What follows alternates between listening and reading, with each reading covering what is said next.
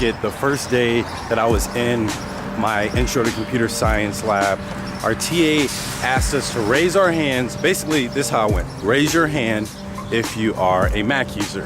And I raised my hand, and out of like the 25 people who were in the lab, there were probably only like me and 2 others who had a Mac, and everyone else had a PC. Now, the interesting thing is that most of my professors in computer science and electrical engineering actually had MacBooks.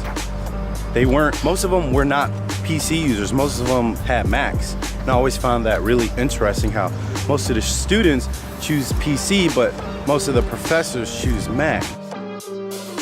Now, this video isn't gonna be like a comparison between Mac and PC or which laptop is right for you. I will give my own opinion at the end of this video. If you are interested in me doing a which laptop is the best laptop for CS or software engineering majors, then just comment down below, comparison video, and give this video a thumbs up. Guys, this is actually like my favorite season. Okay, fall is technically my favorite season because I think it's so beautiful, and my birthday is around Thanksgiving time. Actually, I was born on Thanksgiving. It's another story for another day. But I love summer because you can just get up and do stuff without having to throw on 10 pounds of clothing.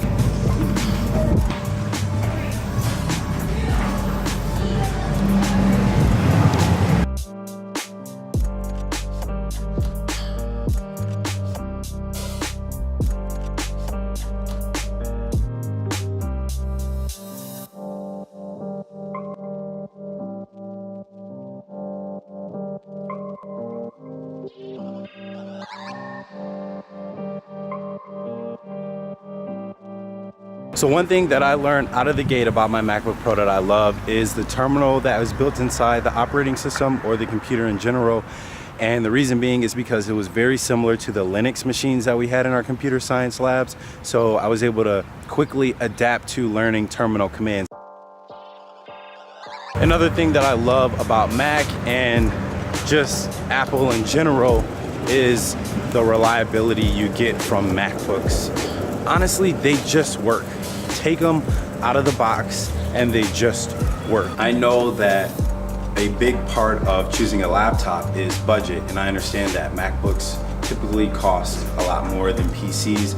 However, my opinion, it's worth it because you're just gonna have a reliable laptop that's gonna work, you know, most of the time, if not the whole time throughout college.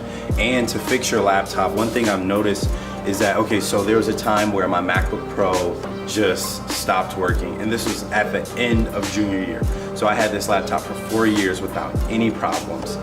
And I had to like fix, I think it was a motherboard, and Apple gave me a new display or whatever. But all that only cost $250 because Apple had like this program where basically no matter what's wrong with your laptop, it's just a $250 deductible that you have to pay. And that was great. I was able to get my laptop fixed for $250. And another thing is, I was like, okay, I decided that it was time to upgrade my laptop because my MacBook Pro was just too slow. It was what, 2017, and my MacBook Pro was like a 2012, so it was 5 years old, and it was just too slow, especially when it came to some of the things that I had to do for computer science. So I would recommend getting a 16 gigabyte of RAM laptop if you can, especially if you are doing Xcode or any like iOS development. If this little tidbit of information helps at all, the smartest professor, if not the smartest person I've ever met in my life, had a MacBook Pro, and all of my favorite professors had MacBook Pros. Since I was an engineering student, if I was gonna go with Mac, then a MacBook Pro is a must-have. I did have the MacBook Air for my last year of college, and that was a bad experience, not really because of the speed outside of using Xcode and doing iOS development, but because I got 128 gigabytes of storage, and that's just too small no matter what your major is. Unless you're gonna be using something like iCloud or Dropbox or carrying around an external hard drive every day, which I wouldn't recommend because you're on the go so much in college. The last thing you want is to forget your external hard drive at work for a project you're supposed to be working on or a paper you're writing. Portability is so important, especially if you're a college student in the Midwest or Northeast, sort of East Coast, or if your campus is just big. One thing I loved about having a Mac in college is that they don't weigh very much, and depending on how your semester is laid out in terms of your courses, you may be carrying around some heavy books. So when you add the weight of your laptop, your water bottle, your lunchbox, your gym clothes, your books, and any other accessories, it can get quite heavy. This is an underrated feature. As a high schooler, you really don't think about this very much because you're just walking back and forth inside the building, of course, to different classes. But in college, if you go to a school that has a pretty large campus, you're gonna want your accessories, your technology to be as portable as possible and as light as possible, especially during those dog days of summer when you're walking to and fro class and you're freshman or sophomore, you're underclassmen, so you have classes all around campus because you're taking some of your gen eds, and it gets hot during the summertime and you start sweating and it's just a gross feeling. Trust me, I know, I'm a sweater.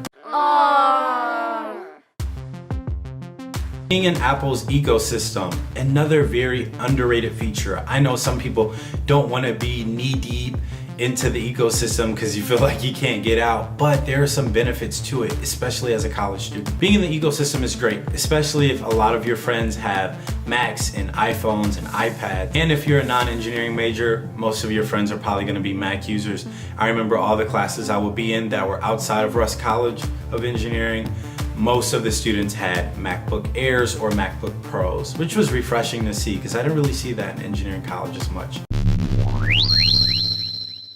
I found so much value in AirDrop. My friends and I would AirDrop each other documents, notes, things that we needed to prepare for an exam or studying for midterms or finals. The AirDrop feature is really nice. Or let's say you're taking pictures of notes that your professor took because your handwriting is horrible like mine, or they wrote something down at the end that you don't feel like is necessary for you to actually have in your notebook because you want to have it at your disposal all the time, and you take a picture. A lot of students take pictures nowadays of notes, of assignment due dates. I know I did that a lot. You can just AirDrop it to your laptop or to your friends. And then there's iMessaging, which is dope because you can text on your laptop and it looks like you're taking notes because your professors are typically not behind you and they're in front of you, so it looks like you're taking notes, but you're really texting your friends in this group chat. That's super funny. Okay, I don't recommend doing that because you want to make sure that you're paying attention to your professor, but there are some benefits to having iMessage on your laptop. Let's say your professor is talking about a topic that you don't really understand. You can just text the group like, hey, I don't understand this. Can someone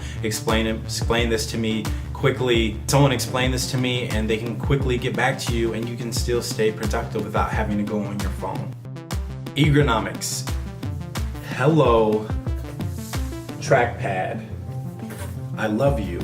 The most underrated feature for laptops. You don't realize how nice it is to have a big, functional, responsive, haptic feedback capable trackpad until you don't have one. This is the very reason why so many people love MacBooks, especially programmers and video editors and designers. If you're an engineering major or a nurse or a business major, it really doesn't matter. All gonna be on our computers a ton, writing papers, projects, programs, you name it. Online classes, we spend so many hours on our laptops and our computers. So you wanna make sure that your laptop has a good ergonomically friendly, is that the right thing to say? The trackpad can make a huge difference in your effectiveness, and having a large trackpad is just good for your wrist. All in all, the two Macs that I had in college were very convenient. They work right out of the box, whether they're open box, refurbished, used, they just work. If you are considering getting a Mac, my recommendation is to either go the refurbished route or the open box route at Best Buy or Micro Center. Keep in mind, if you see a good deal at Micro Center, Best Buy Best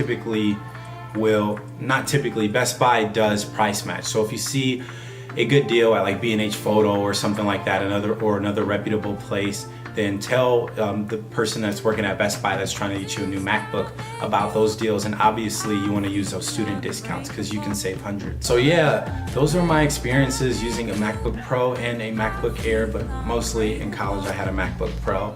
If you like this video at all, give it a thumbs up, share it with someone who you think might find value in watching this video, and comment below some of your thoughts if you're a MacBook user or even if you're a PC user and some of the benefits from having a PC. If you are interested in a MacBook, my recommendation for technical majors is to get a MacBook Pro that, if if you can afford it, that's the laptop that you should get. Definitely stay away from the MacBook and stay away from the Air unless it's 256 gigabytes or even 512 gigabytes. And if you're a non-technical major, the MacBook Air is a great computer. It's fast, the screen is nice, resolution is great, it's portable, it's lightweight, and it has the longest lasting battery, so that's a great laptop. With that being said, that is the end of this video. And don't forget to hit that subscribe button. And if you already hit that subscribe button, make sure you hit the bell so you know whenever I'm dropping a video, you get that notification and you can comment first. All right, I'll see y'all later. Peace. Your laptop.